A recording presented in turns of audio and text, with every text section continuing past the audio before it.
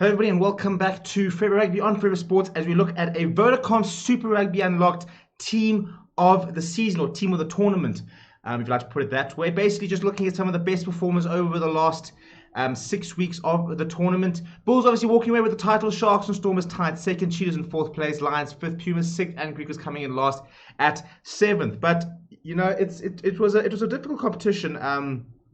For many different reasons. Obviously, a lot of COVID-related cases, a lot of issues there, a lot of soft tissue damage to a lot of, so a lot of minor injuries here and there, a couple of major injuries, and a couple of big players that were missing for a lot of the unions at a time where the teams had to cope with a lot of different things. Obviously, even aside from COVID, a lot of squads were a bit depleted in terms of players taking the option to move overseas, having to bring in some youngsters, having to look across the board, having to get a bit creative. We had players leaving halfway through the seasons, switching unions, like Jean-Andre Rudolph, who was so good at the Pumas, suddenly going to the Cheetahs.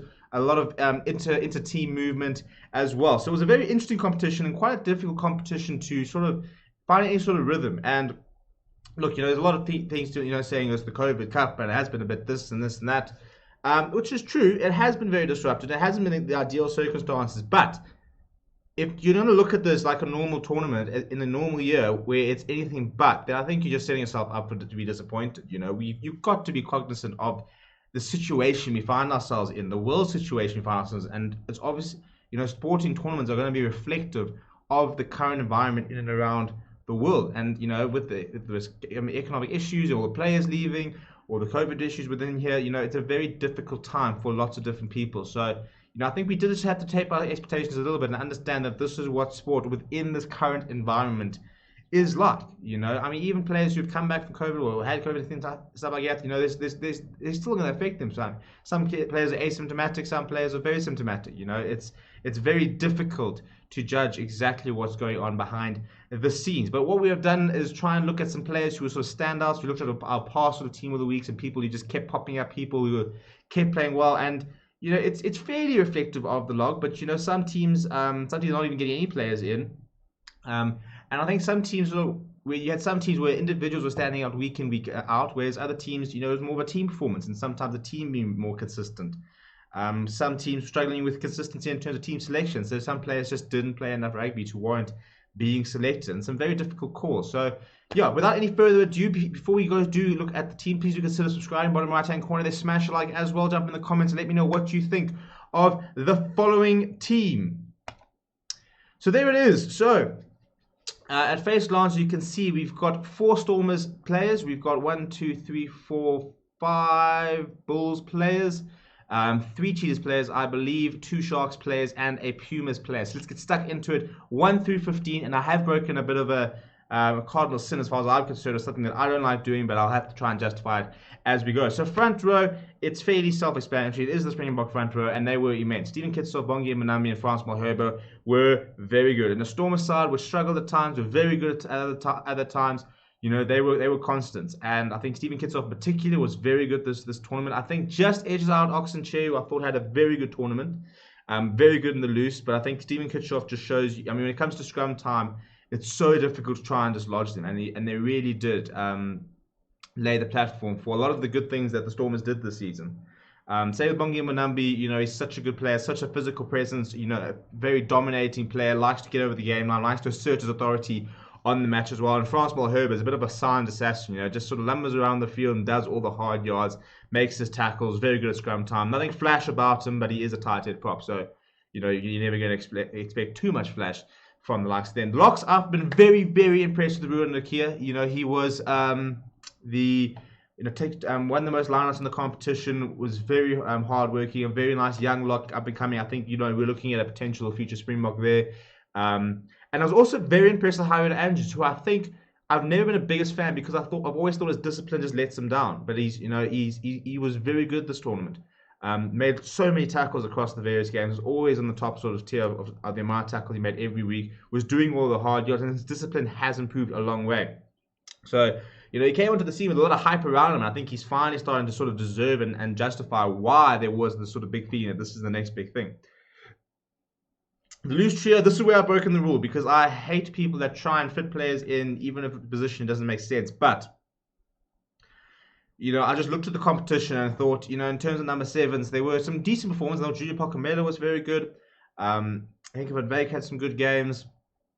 Alric Lowe was very good before he got injured, but I just think that I couldn't leave out Andise and Sila. And I thought Marco van Staden was fantastic. You can't, there's no doubt that he was probably the best loose forward in the competition. So good at breakdown, made lots of tackles. I think he made the most tackles of the competition, actually. But he was just everywhere, absolutely everywhere. And he was immense for the Bulls, back playing some of his best rugby. But Nsila was fantastic for Cheetahs. Once again, he does all the hard yards. He's everywhere. He makes so many tackles. He is such a core part of all the stuff that Cheetahs do very, very well. And, he's playing some fantastic rugby. And I think a lot of unions that might be looking at him and thinking that's a player we could use. He plays with his heart on the sleeve. I thought he was one of the best players in that opening round of Super Rugby Unlocked. He's looking like a very, very good player at the moment. So that is the kind of rule I've broken, because there are technically 2 sixes, but at the end of the day, I just really struggled to try and leave him out when he has been so good, and I thought he deserved the recognition. Dwayne Vermeulen at number 8 just doesn't do anything wrong. He's so physical, he's so consistent. He takes responsibility on. The amount of high balls he takes, he doesn't drop very few, he doesn't miss tackles. He just does everything right. He's immense, and he led the Bulls from the front from the very first week, and led them to the title, and a deserved title. You cannot argue that the Bulls did not deserve this title. They were the best side in the competition. There's no doubt about that. A lot of Stormers fans are upset, but the Bulls demolished Stormers. And then the Bulls demolished the Sharks. So, you can't really argue about it, because they were the best side. They beat the 2 teams that came second very soundly. And I think that kind of just shows that, for as much as you can sit there saying, oh, but this, oh, but that, the Bulls were the best side of the competition. Number 9, I've got Ivan van Zyl, and I think he's been fantastic and really looks like a different type of scrum half than what we've seen in the past. In the past, I've always been frustrated that Ambrose Papio hasn't been back more, because Ivan van Zyl, for me, was quite slow with delivery, very tactical, and wasn't very exciting. But I think since Farida Priya has come in, we're seeing a whole different Ivan van Zyl. He's looking a lot quicker from the getting the ball out. He's making a lot of sniping runs. He scored a couple of tries. He's just looking like a much more rounded scrum half, rather than a sort of very tactical approach with a very good kicking game. He looks like a much better all-round scrum half, and I think that he was the standout. Sedena Humble was very good. I thought Zach Berger put in some very big performances as well. Morne van den Berg was probably the find of the competition for the Lions. He came in and was sublime. But Ivan van Zyl for me was just the most consistent across the competition. Curran Bosch just edges out Morne Steyn. He's just man of the match performance, I think, in 2 or 3 games, kicking very well. Defensively getting a lot better, but still needs to work on it quite a bit, because I think that will always be the issue surrounding him. But I think hats off to Morne Steyn, who's really stepped up. Well, not stepped up, but proven that even at his age, he's got a big role to play. His kicking is so solid. And I think, somebody who's so mature and somebody who's so settled within themselves, he knows what he's good at and he knows what he's not. And he's adapted his game to ensure that he's always in a position to do what he's very good at. And that's why he just sort of guided the Bulls left, right, and centre, and that really buried the tournament by the end of the last game. Roscoe Speckman is exciting. You don't give him an inch. He should have had 2 tries over the weekend, but so many meters run, so many defenders beaten. He is electric. He's a devastating attacker. The reason he's one of the best sevens players in the world, because if you give him half an inch, it's all he needs. And he was used to great effect for the Cheetahs. Frans Steyn was an interesting pick. I thought Marius Lowe was pretty good. Lucas Pretorius wasn't bad over the tournament. I thought Cornel Hendricks has made a very interesting switch to inside centre, and he was an interesting pick. I almost went with him, but I just think for overall consistency, Frans Steyn was very, very important in the Cheetahs midfield this season.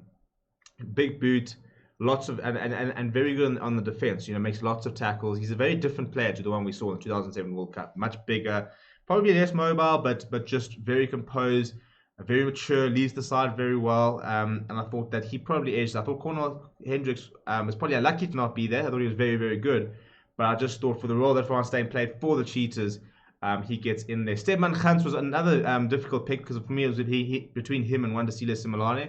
But Stedman Gans was the top try scorer, and what a season he had. Both very young 13s trying to find their way in within their unions, and they stood up. I thought Stedman Gans was Another one of very exciting centers we've got coming up here. Very exciting on the attack, probably better defensively than Similane on wild defense. So that's why he gets there. Well, congratulations to him. Very good coming in and making a big statement there. And then for the other wing, I've gone with Neil Moritz because he worked tirelessly throughout the competition. Scored some tries, and I was looking at week in week out. He was often bridging on the team of the week because he was a very good performer in a struggling Puma side, which is admirable. And I think someone who was just trying so hard in a side that was struggling, and that you never know what he could have done in maybe a different side. But I think he because there were a couple of big performers there. Travis Israel was very good. Curtly Orenso was very good. There was a lot of good wings.